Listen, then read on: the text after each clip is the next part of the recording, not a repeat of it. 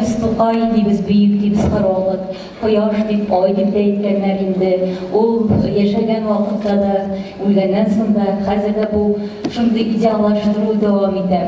Bu eligi fenomenin sırrı nersede? Tokay'ın büyüklüğü, asıl büyüklüğünün asılı, onun millet yazmışının yaşamında. Onun yazmışı millet yazmışı, millet yazmışı Tokay yazmışı. Onlar şu halde birisine akşaz, birisi de mesela Tokay'ın yazmışlar, milletimizin yazmışlar, bir de tragik yazmışlar. Yazışı, şahlığı kardeşmişti var, balık simbolü, neşol balık simbolü olarak bu kadar okutlar, balıktan bir balıklar ilerlemiş. O kışıklar kadar balığa yakın bu kişiye balık bana kirem olmuyor, şimdi zorda olur.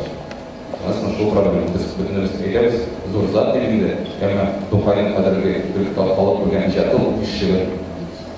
Yani başka şeyleri bütünde okuyorlar, anlatmayıp, arın balıkın isimine girin kanunlar peydasına. Ne şu problemi, kamu şahı o 100 yıl uzak bizden büyük batı yaratıydı. Tokay'ın %30 yılına 13 basma çıktı. 13 Tatarıstan kitap naşriyatına başka naşriyatlerde. Kevit'te kitap kevitine kırıp varağız, tava alırsınız şu kevit kitaplarını bilersin. Mine biz 20 tonuna çıkarlar, Tokay tonuna yatkırılan 2 tonuna. İzlep varağız, derecesinden tava alırsın mı? Halk şunda o aldı derdi. Eğer o yarağa bulsa, anlamazsa, Tokay'ını yakın etmese bu kitaplarını alırdı mı? Onlar tuzdan diye bakarıydı. Fen bölgeninde biz bizim dahiyimizden başka üzerine akışlarında bir tegişli zaten. Тухай он предохранитель высокого напряжения. Көп ватлы тоқ жібереміз деймін, яшін. Оның яшін өткереміз. Bu yakta şahıslar, bu yakta milletçiler şu kadar derecede o напряжение milletçi bilen şavinistaydı. Onlara şu şekilde araya yatıp, üzerinin gövdesini koyup, yanıp, halkını tutkarlanmış. Meskev oranında Amurlu Membar var. O kimdir anın yetekçisi, lekin şu bazanda o birden bir bina, Tokay kırban birden bir bina. Bugün günde onun divarında, oran yolunda tahtası da yok, onda Tokay yaşağı turundayım, bir klavyeşi beytkenin de var idi. Mene şu ikinci, nana bir Tokay'ın müziğinin bir filialı olarlık yoktu. En mühimi, onun arka koridorlarında Tokay yaşayan, şundan ana alıp gitkenler Kileşkin Bangisisine. Şunda o yaşayan, şunda Fatih Abraham kuruşu bilmede. Nidedir işkene bilmezler yok, konusuna Allah hakben bildiğim dolgan bilmekler.